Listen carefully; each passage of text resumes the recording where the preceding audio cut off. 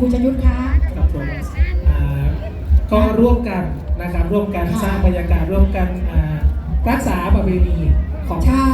อีสานบ้านเราบอกไว้เลยว่าองค์การบริหารส่วนตำบลทั้ง4ตำบลนะคะก็เต็มเปี่ยม100%และขบวนนางรำนะคะที่